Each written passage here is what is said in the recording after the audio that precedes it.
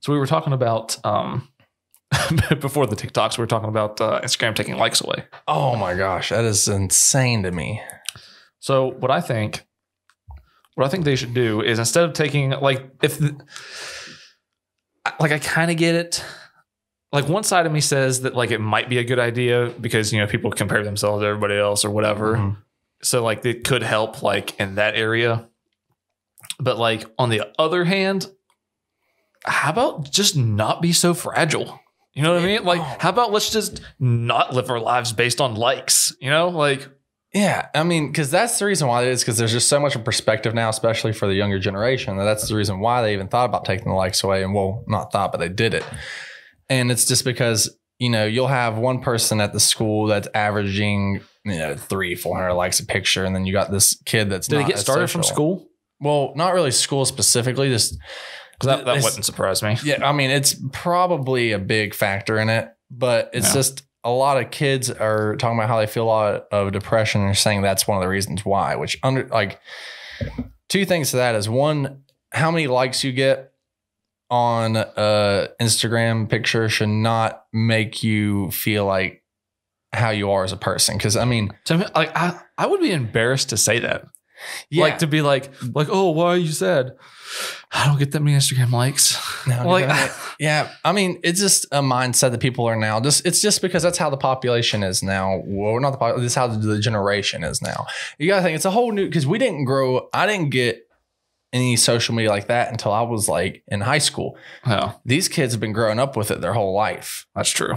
So it affects them a little bit differently, but then, I still don't agree with it. But at the same time, that's just kind of, you got to put yourself in their shoes when you really think about it. Like, they're just more fragile. I guess. It's more fragile when it comes to things like that. Because, like, to me, you would, like, I mean, I know not everybody thinks this way, but like if I was like in high school, say, or even middle school, and I posted something on Instagram and it didn't get that many likes, and somebody else was getting more likes, and I wanted to get a bunch of likes for whatever reason, whenever you do something and it doesn't get a bunch of likes, that should tell you, okay, I got to do something different.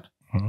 Like it should have that type of response, not a like, oh, I'm no good. Yeah, like, okay, when you made your first YouTube video, how many views did you get? I think you had 34, if that. Oh, probably not even that. On the very first one, maybe like I probably watched it 10 times. So that was like 10 views. Because whenever I first started making videos, like, and I probably posted my first YouTube video by 2008, probably. Mm-hmm. And I bet it probably got like 3 views, let's say. Yeah. Because I remember I used to, from say 2008 when I posted the first one until like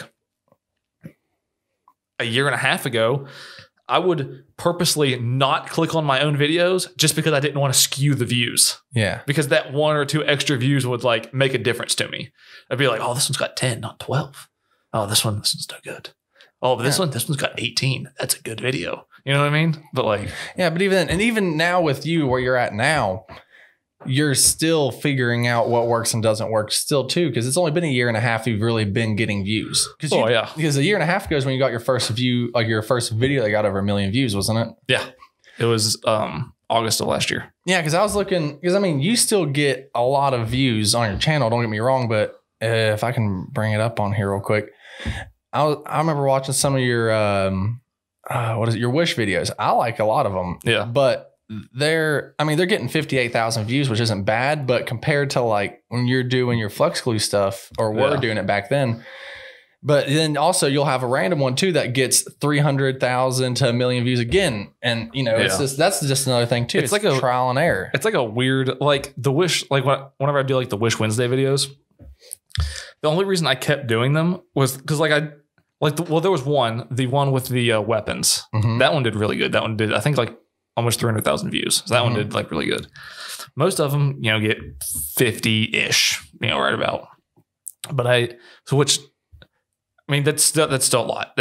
So I kept doing it. But just about every single person that, not many people watched the Wish Wednesday videos, but every person that did loved it. Mm-hmm. So I was like, all right, this is worth it. Because if everybody is loving it, I'm just going to keep doing it. Yeah, because well, you know, you're going to constantly keep getting views like that. And at some point it will finally kind of like, okay.